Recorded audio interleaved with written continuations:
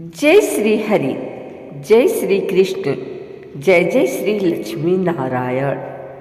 आज हम सब परम सौभाग्यशाली हैं कि हमें इस पावन अवसर पर अगहन मास महात्म्य के 9वें अध्याय की अमृतमयी कथा सुनने का सौभाग्य प्राप्त हो रहा है। अगहन मास अर्थात मार्गशीर्ष मास, यह मास स्वयं भगवान श्री कृष्ण द्वारा अत्यंत प्रिय माना गया है। श्रीमद् भागवत गीता में भगवान ने कहा है, मासा नाम मार्गशीर्षोहम, अर्थात मैं महीनों में मार्गशीर्ष मास हूँ। इस मास की महिमा इतनी महान है कि जो भी भक्त इस मास में भगवान विष्णु, लक्ष्मी माता और पवित्र तीर्थों की आराधना करता है, उसे अनंत पुण्य और मोक्ष की प्राप्ति होती है। प्रिय भक्तजनों, पूर्व अध्यायों में हमने सुना कि किस प्रकार अगहन मास के प्रत्येक दिन, प्रत्येक व्रत और प्रत्येक दान का महत्व सामान्य दिनों की तुलना में अनेक गुना बढ़ जाता है। आज के इस 9वें अध्याय में हम सुनेंगे कैसे श्रद्धा, भक्ति और सत्कर्म से व्यक्ति अपने जीवन को पवित्र बनाता है, कैसे पापों का नाश होता है और कैसे अगहन मास का पालन करने से मनुष्य को परम शांति और सुख प्राप्त होता है। कथाओं का सार यही सिखाता है कि भगवान की कृपा हमेशा उसी पर होती है जो सच्चे मन से भक्ति करता है, जो दूसरों का भला चाहता है, जो अपने कर्मों से संसार को प्रकाशित करता है। जैसे फूल अपनी सुगंध से वातावरण को महकाता है, वैसे ही भक्ति का भाव हमारे मन को महकाता है। अगहन मास हमें यही संदेश देता है, मनुष्य अपने जीवन को धर्म, दया और सत्कर्म से सुगंधित करे। अब आइए भक्तों, श्रद्धा और भक्ति के साथ अपने हृदय को निर्मल करके भगवान श्री हरि का स्मरण करते हुए इस अगहन मास महात्म्य के 9वें अध्याय की पवित्र कथा का श्रवण आरंभ करें। ओम नमो भगवते वासुदेवाय। जय श्री लक्ष्मी नारायण। सद्गुरु महाराज की जय। एक बार देवलोक में नारद मुनि ने भगवान विष्णु से विनम्र होकर कहा, हे प्रभु, आपने पहले 8 अध्यायों में अगहन मास की जो महिमा बताई उससे समस्त लोग पवित्र हो गए, परंतु अब मैं यह जानना चाहता हूँ कि जो मनुष्य इस मास में भक्ति तो करता है परंतु उसकी नीयत शुद्ध नहीं होती, क्या उसे भी पुण्य प्राप्त होता है? भगवान विष्णु मंद मुस्कान के साथ बोले, हे नारद, यह प्रश्न अत्यंत गूढ़ है। केवल ब्रह्मा रूप से किया गया व्रत या दान उतना फल नहीं देता जितना सच्चे मन, श्रद्धा और निष्कपटता से किया गया होता है। एक छोटा सा कर्म देता है। सच्ची भक्ति का उदाहरण भगवान विष्णु बोले, नारद, एक बार पृथ्वी पर वीरसेन नाम का एक राजा राज्य करता था। वह धर्मप्रिय था, परंतु उसके मन में थोड़ा अहंकार आ गया था।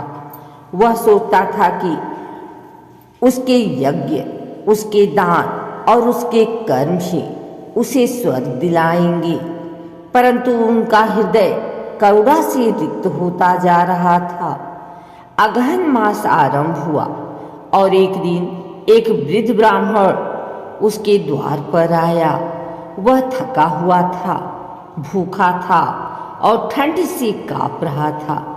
राजा के सेवकों ने उसे द्वार से भगा दिया। तभी भगवान विष्णु ने परीक्षा लेने का निश्चय किया। भगवान स्वयं भिक्षु का रूप धरकर राजमहल के द्वार पर पहुँचे।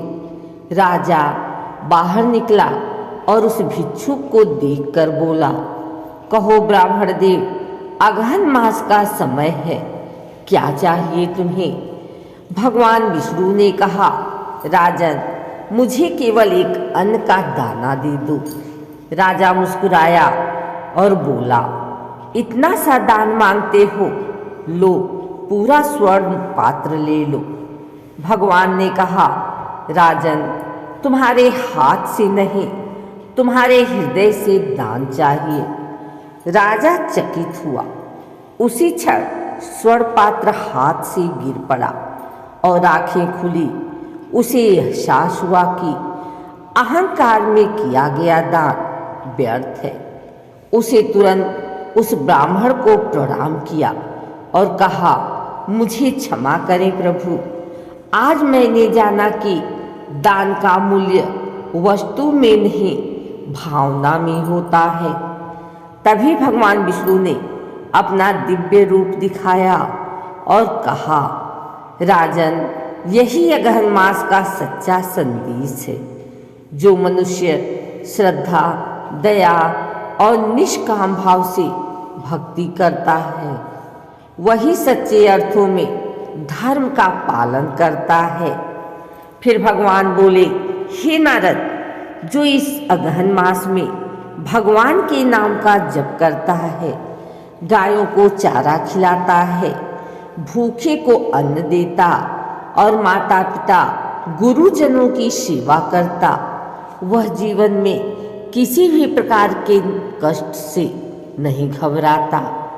अगहन मास में जल अर्पण, दीपदान, तुलसी पूजन और भगवान स्मरण, ये सब अनंत पुण्यदायी है। यह मास न केवल पापों का नाश करता है, बल्कि मन को निर्मल और बुद्धि को स्थिर बनाता है। नारद ने पूछा, प्रभु, यदि कोई मनुष्य अगहन मास के व्रत को भूल जाए या असमर्थ होकर न कर सके तो क्या उपाय है? भगवान विष्णु बोले, हे नारद, ऐसा व्यक्ति यदि एक बार भी सच्चे मन से भगवान का नाम ले ले तो वह भी इस मास के पुण्य से वंचित नहीं होता, क्योंकि नाम स्मरण ही सबसे बड़ा तप, यज्ञ और व्रत है। भगवान विष्णु ने कहा, नारद, यह मास आत्मशुद्धि का काल है। इस समय जो व्यक्ति झूठ, छल, हिंसा, लोभ और क्रोध से दूर रहता है, वह स्वयं भगवान के समीप पहुंचता है। जो दूसरों की सेवा करता है, वही वास्तव में मेरी आराधना करता है। दान का सर्वोत्तम रूप है किसी के चेहरे पर मुस्कान लाना। यही अगहन मास की सच्ची उपासना है। नारद ने हाथ जोड़कर कहा, हे प्रभु, आपकी बाणी से समस्त संशय दूर हो गए। अब मैं इस अगहन मास की महिमा का प्रचार करूंगा ताकि प्रत्येक जीव मोक्ष का मार्ग जान सके। भगवान विष्णु ने कहा, जाओ नारद, जो भी विभक्त इस नवे अध्याय की कथा श्रद्धा से सुनेगा, उसके सभी पाप नष्ट हो जाएंगे। उसके घर में लक्ष्मी का वास होगा और जीवन में सदा शांति एवं समृद्धि बनी रहेगी।